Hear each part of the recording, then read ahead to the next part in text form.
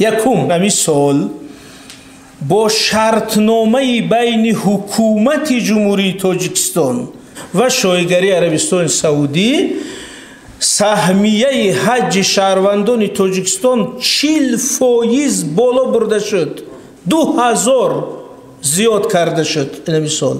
یعنی ما 5000 جای داشتیم، از این قرارداد این سال کتی 7000 جا داریم.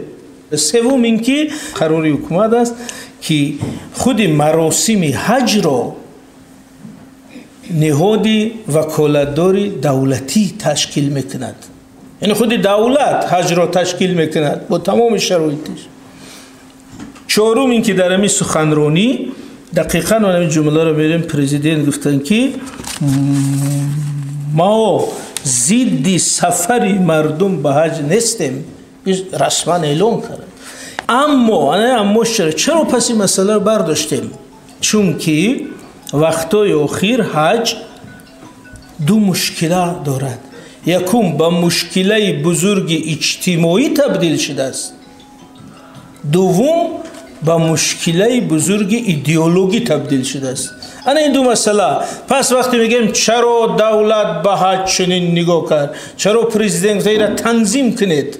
چون که یکم مسئله اجتماعی پیش آمد، دوم مسئله ایدئولوژی. پس درباره حج همچون یک رکنی اسلام، سفری مردم به حج، اعتقاد مردم به حج عموما گپ نمیرد. سخن درباره این میره که این حج همچون مسئله اجتماعی چخیل شده است، همچون مسئله ایدئولوژی. خب همچون مسئله اجتماعی منظور چی است؟ بینید همین در دانشکده اسلامی را توگیم همه میدونند همین اسلام چه ساخته شده است. اسلام همیشه ساخته شده است که 5 بنای اسلام: اول ایمان، بعد نماز، بعد روزه. اینا با شرایط خودش.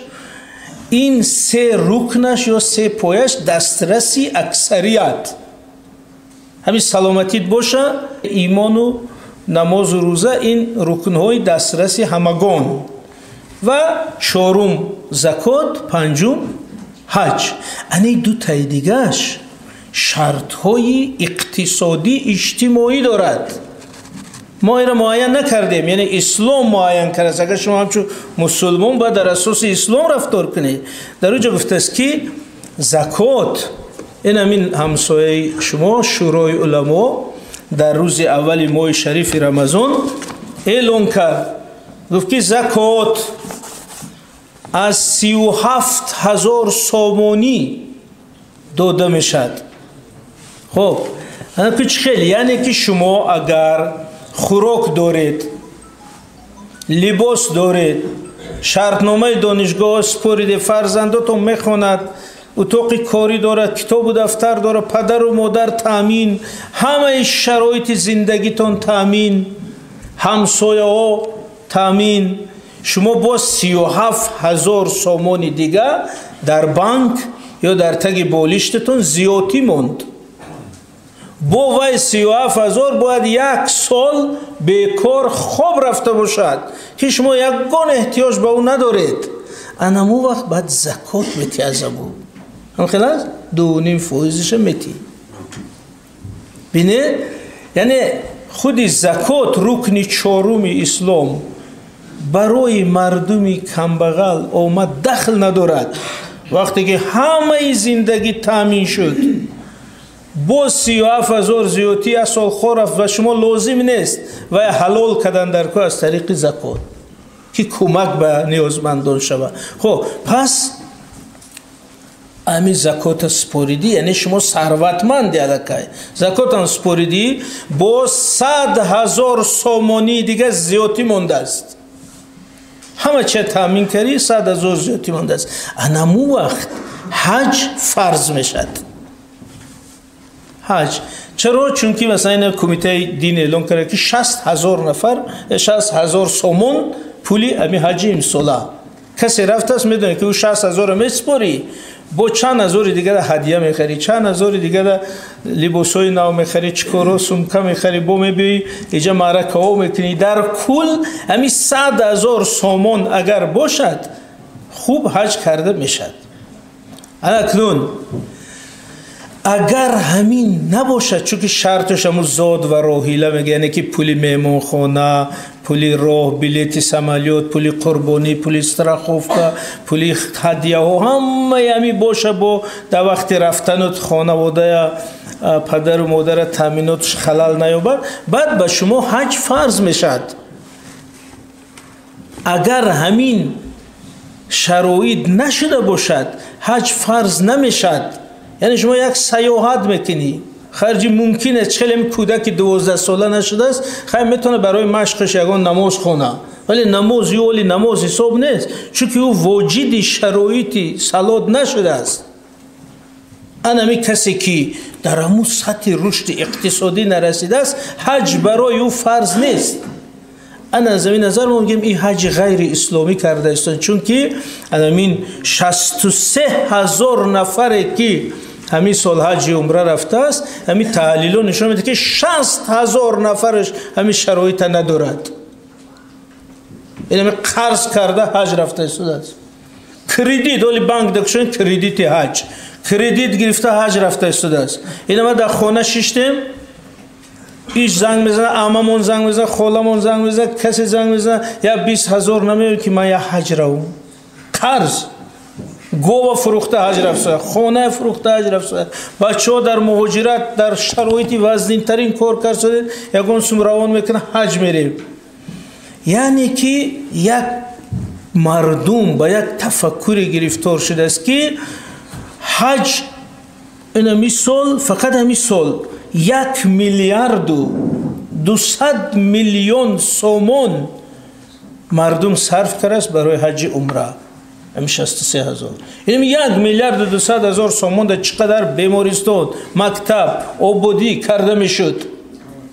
انا میره صرف کرده به حج، در حالی که خودش شرایط عادی ترین زندگی ندارد. بدون کمیس یکنیم همین 63,000 نفره اگر سنجیم، 60,000 نفرش از روی اسلام حقوق حج رفتن ندارد.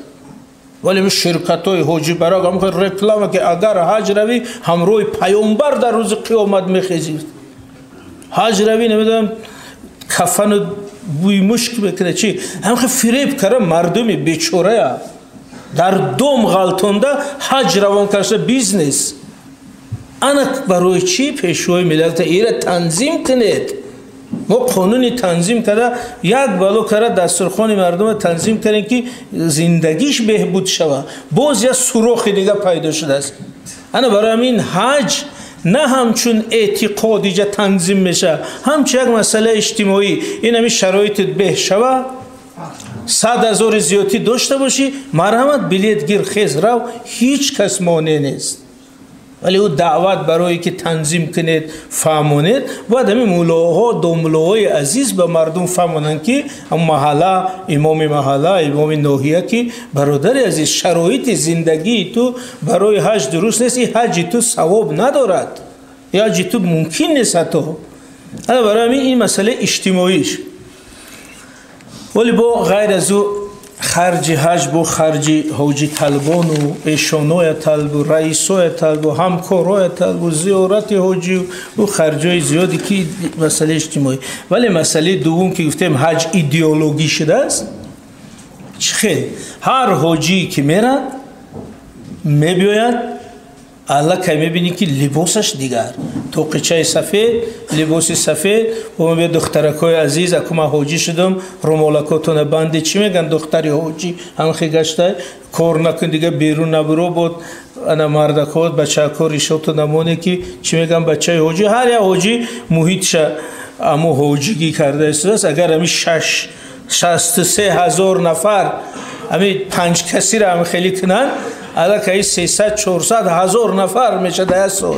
همین 3 سال 5 سال دیگه تمام این جامعه لباسش هم دیگه میشه، شکلش هم، فکرش هم.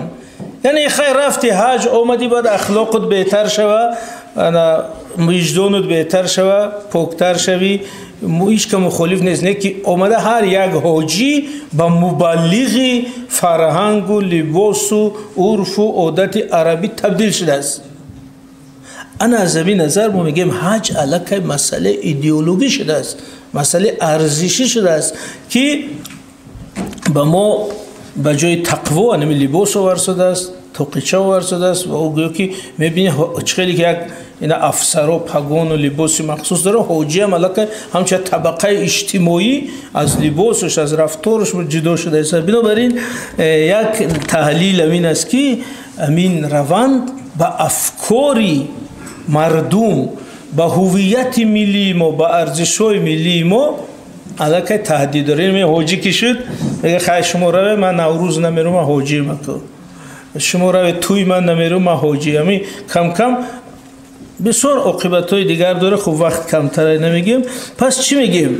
ما حج را نه به معنای اعتقادی بلکه عاقبت‌های اجتماعی و عاقبت‌های ایدئولوژی رو در نظر گرفته سپارش داده شد که علمای اسلامی، مرکز اسلامی، کمیته دین همین به مردم امیر فهمونه یک قرار کنه که در کدام شرایط میتوند حج رود. یعنی که در اصل میخواد بگه که همون طلبات شریعت تطبیق کنید که گفته که من همین خیلی شود بعد حج میروی، تو که زندگی فرزندو، زندگی محیطت خراب نشه.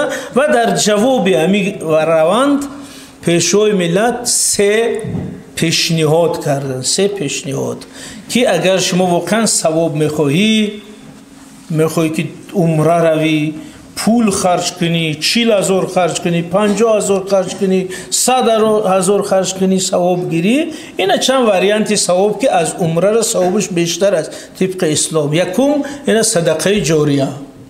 صدقه جاریه یعنی که شما یگان کپروک، یگان مسجد، یگان مکتب، یگان آب، یگان چی میسازید که تو وقتی که او کار میکنه ثوابش به شما میرسد. نام همین صدقه جاریه. خواهی دانشگاه اسلامی است میدونید که یعنی جاریه یعنی که همیشه جاری، این روان، یعنی که 100 سال هم گذرم بیمارستانی که شما ساختید کسی اوجا طبابت گرفت یک قسم ثوابش به نامه اعمال شما رفتن میگیره. این ثوابش 10 برابر حج عمره به شما بیشتر میرسه از نظر شرعی. من باور دارم همون فتوایی که پرزیدنت گفتن که همین ثواب حج عمره برابر ثواب یک ماه نماز بوده است، همین را حتما علمای اسلامی اینجا کار کرده از کتابای فتاوای حنفی گرفته دادگیان. یگان گپی به اساس نیست که صدا نمیتید هیچ وقت، هر سخن سنجیده میشه. خب بنابراین این راه یکم.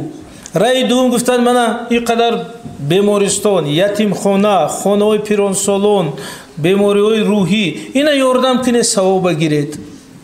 سوم یک تفسیر معنوی عرفانی از حج که در نیوگان ما بود را به آدرس کردن که مثلا این ساده نشیم که خدا یگان وجود جسمانی خردکک است و در درونی همون خانه سیاه ایستاده است. شما از اینجا $50,000 داده یا سامان داده من رفته خدا را زیارت کرده بیام، خیلی گپ نیست. بنابراین اما قرآن هم شریعت هم میگه که خدا به شما نزدیکتر از رگ گردن در دل مومن. خداوند در همه جا.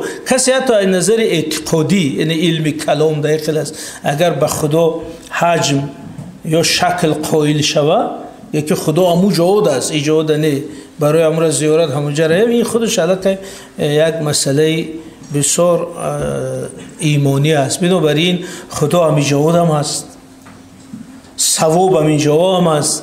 اگر شما همینجا 10 تا یتیم پرورش کنه، بنابراین هم بزرگا گفتن دل به دست آور که حج اکبر است، از هزاران کعبه یک دل بهتر است. اینو گپایی بود که یک تفسیرای معنوی از حج دادن. این خیلی بحث همینجا خلاصه میکنه.